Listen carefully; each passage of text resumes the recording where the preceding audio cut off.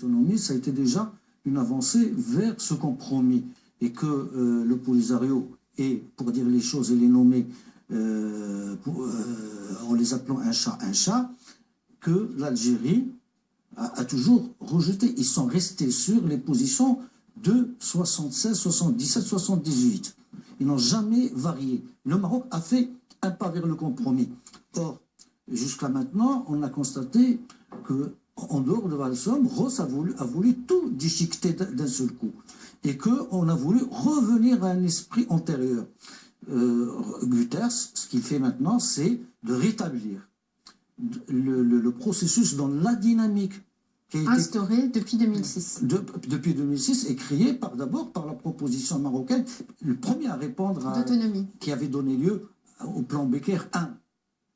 Au plan qu'avait refusé l'Algérie, sachant que l'Algérie à l'époque avait fait la proposition pour contrecarrer le plan Becker 1, une proposition incongrue qui disait on accepte qu'il y ait une solution de partage du Sahara entre le Maroc et le Polisario. Le Maroc prend la moitié du Sahara, l'Algérie, le Polisario, parce que dans sa tête, dans son arrière-pensée, c'est la percée vers l'Atlantique qui l'intéresse toujours, crée son État sur une partie du Sahara, et ça c'est un bon compromis. Or, il a été contre-productif, d'abord parce que les gens se sont rendus compte que cette litanie sur l'autodétermination, la création d'un État indépendant, la volonté d'un peuple est vraiment un faux fuyant. Ensuite, les populations elles-mêmes, le Polisario lui-même a commencé à douter. Et donc, l'Algérie a dû faire marche arrière. Or, aujourd'hui, on est dans cette dynamique créée par essentiellement l'acceptation du Maroc d'avancer un plan d'autonomie élargie. Professeur Razarazi, est-ce que c'est ce vocabulaire employé... Oui, Naïm Kalmet. Une chose, c'est ce qu'il implique l'Algérie et la Mauritanie de façon... Jusqu'à maintenant, ils sont des membres observateurs. Absolument. Ils assistent, ils suivent. Mais là, ils leur demandent... C'est la première fois. Il dit clairement l'Algérie et la Mauritanie peuvent et doivent fournir une importante contribution à ce processus. Ça a été déjà dit. Ça a été déjà dit, pas dans les rapports, pas dans les résolutions. Mais à un moment donné, les puissances du Conseil de sécurité avaient commencé à dire, écoutez, il faut discuter avec l'Algérie et le Maroc. Il faut que, si l'Algérie continue à bloquer, il n'y aura rien. L'Algérie est montée sur ses chevaux, et donc on a oublié le dossier, et on est revenu à la démarche rossienne. Alors, professeur Razarazi, sur ce vocabulaire employé par Antonio Guterres dans ce rapport, est-ce qu'il laisse effectivement plus d'imagination pour trouver cette solution mutuellement acceptable? Est-ce que c'est aussi là une rupture? Oui, sûrement. Pour moi, ce qui est nouveau, c'est cette construction sémantique claire, conforme à la légalité internationale, parce qu'il n'adopte pas, comme on a vu dans les deux derniers rapports, 2015-2016, des connotations qui ne relèvent pas du droit international, ni du langage du Conseil de sécurité tel que peuple, tel que des connotations qui renvoient justement à un langage inapproprié pour un médiateur. Alors, pour ce nouveau projet de rapport, on n'est pas sûr justement... Oui, on rappelle que c'est l'avant-texte du rapport. C'est un projet c'est un draft. Alors, on trouve justement cette prudence du secrétaire général en termes de langage et de sémantique. Puis, ce courage de traiter ou d'ouvrir de nouvelles pistes pour une solution politique, mais qui s'appuie sur une nouvelle lecture du droit international de manière qu'il puisse faire avancer les négociations dont il fait appel. 3, c'est un rapport qui est équilibré dans le sens où il a donné quand même une partie à un problème majeur actuel, factuel, qui est le problème de Guelguelet, puis à un problème qui concerne sa propre communauté, qui est la Minurso, et puis il a consacré un paragraphe pour le retour du Maroc à l'Union africaine. Alors on trouve, mais sans tomber dans le souffert les rapports de M. Ban Ki-moon. Rachid Ben-Lebach, je vais vous donner la parole juste après la pause parce qu'il est temps de marquer une... Je veux juste dire qu'en fait, dans le rapport, on a l'impression qu'il interagit avec les parties concernées et c'est comme une sorte de... une façon de voir comment les différentes parties vont réagir par rapport à ce rapport. Est-ce qu'il y aura des modifications plus tard ou pas? Mais l'important, c'est qu'il dessine une urgence. L'urgence, c'est en finir avec la crise de Guerguerat et en même temps le retour complet de la fonctionnalité de la Minurso. Et bien sûr, moi, ce que j'ai remarqué, surtout à ce niveau-là, c'est dans son approche méthodologique. Il y a une rupture certaine avec l'approche de Christopher Ross qui a privilégié et de Ban Ki-moon, mais je parle de l'émissaire, mais l'important, c'est Christopher Ross qui avait privilégié une approche informelle, donc non pas des rencontres directes, mais une approche informelle, alors que Antonio Guterres revient il veut relancer le processus de négociation sur des bases de rencontres directes et il a parlé du 5e round. Alors, au niveau du vocabulaire, certainement que c'est un vocabulaire frais, riche, et en même temps, il répond aussi à la logique des Nations Unies. Ça, c'est très important. Alors, tout à l'heure, j'avais évoqué la question, par exemple, au niveau conceptuel, de tout ce qui est relatif à la notion de peuple, à la notion d'autodétermination, de référendum. Il ouvre une porte pour une réflexion à ce niveau-là qui pourrait ouvrir ou offrir un nouveau cadre pour de nouvelles négociations sur des bases réalistes.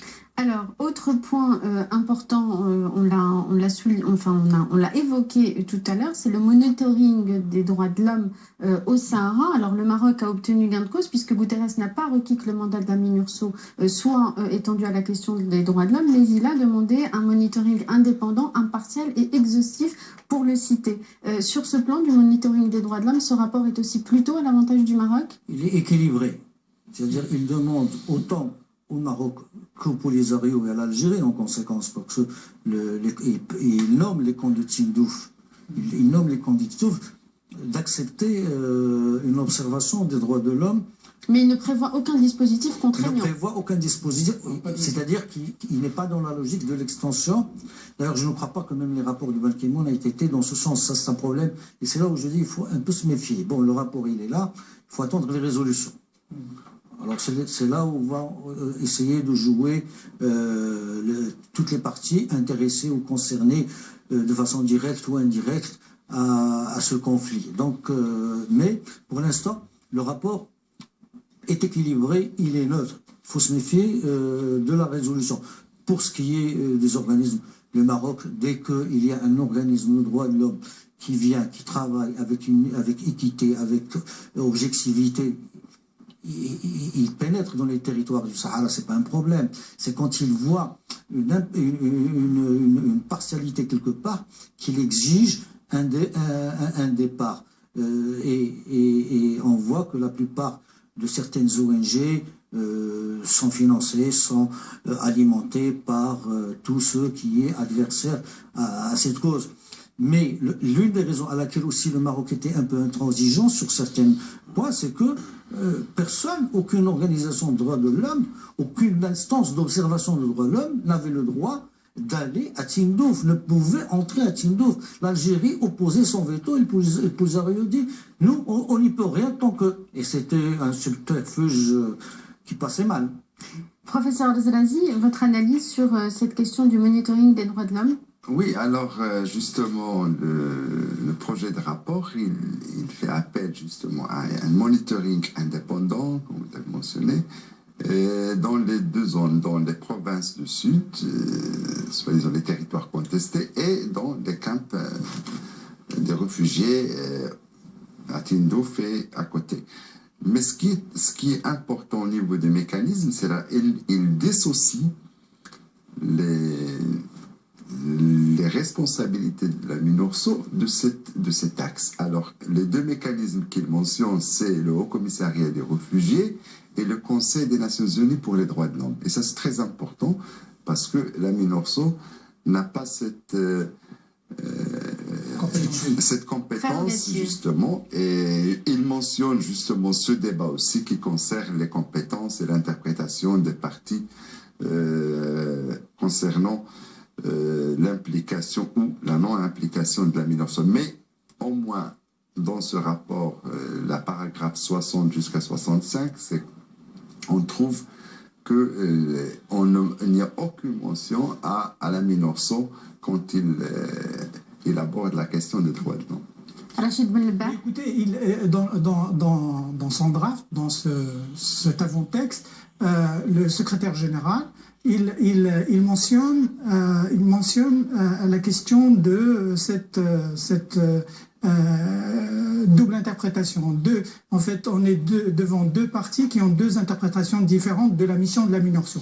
Mais il ne remet pas en cause la mission de la MINURSO, et donc il n'est pas dans l'idée d'introduire un mécanisme de surveillance des droits de l'homme. Mais l'important, au moins, moi je préfère me consacrer à peut-être une demande de la part du secrétaire général, une demande concernant le Maroc. Je crois même si ce n'est pas contenu dans les recommandations, il va faire un appel aux autorités marocaines pour qu'ils permettent un accès plus facile aux différents acteurs dans les provinces du Sud, et pas seulement les acteurs de la société civile, mais aussi les autorités locales, qui permettent aussi bien au personnel de la MINURSO que ceux qui viennent de l'extérieur de pouvoir avoir un contact direct, et surtout, peut-être non pas le mécanisme de droits de l'homme, parce que dans le texte, on a l'impression qu'ils font confiance au CNDH. Et ça, je crois que c'est un élément extrêmement important. D'ailleurs, il est mentionné dans le rapport, le travail du Conseil national des droits de l'homme. Donc, on considère qu'il est un interlocuteur crédible. Et à partir, bien sûr, de cette instance, on va peut-être solliciter le Maroc pour qu'il permette une prévention au niveau du contrôle des lieux de détention. Donc, en termes de torture.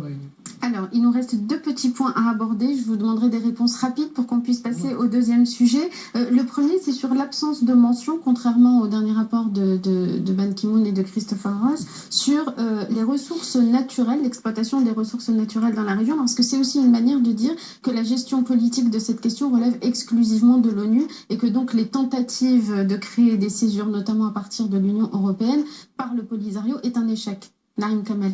Je commence toujours par la droite, je devrais commencer aussi par la gauche. Mais allez-y, je vous en prie. Alors, Rachid Belba. Non, mais disons, moi je serais relativement prudent sur ça. Pourquoi? Parce que souvent, au moins depuis 2007, depuis la promulgation de la charte, de la déclaration des droits des peuples autochtones, la question des ressources naturelles a été directement reliée aux droits des peuples autochtones. Et la mention des populations autochtones est assez particulière dans le rapport. Et en même temps, il y a l'idée de revenir aux assises de 2006-2007. Mais l'important, moi je dis que en termes de ressources naturelles, il faudrait peut-être aller doucement et ne pas considérer que cette mention, l'absence de cette mention,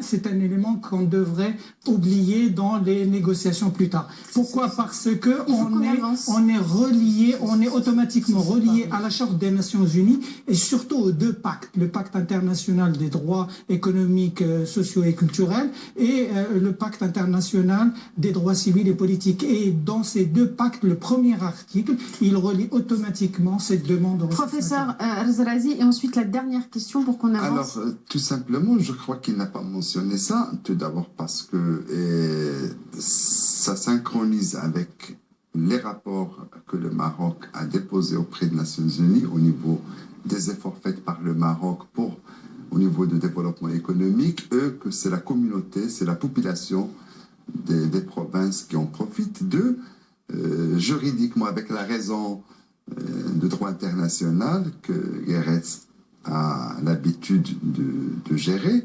Il connaît très bien que les droits économiques ne sont pas des droits fondamentaux dans le droit international.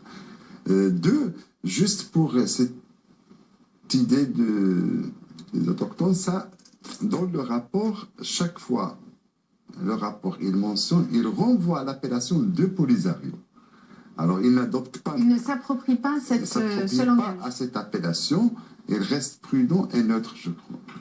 Narim Kamel, et j'en profite du coup pour vous donner aussi la dernière question, comme ça on renvoie le tour de table, oui. Sur le prochain envoyé spécial de l'ONU pour la région et le départ de Christopher Ross. Antonio Guterres, dans ce rapport, a officialisé donc la démission de l'ancien envoyé spécial. Il a officialisé la démission de Ross. On parle beaucoup de l'ancien président Horst Köhler. Et pour l'instant, nous, dans le CUID, on avait posé la question à Dujarric s'il pouvait, qui est porte-parole du secrétaire général de l'ONU, s'il pouvait nous confirmer cette nomination. Il n'a pas confirmé, il n'a pas non plus démenti.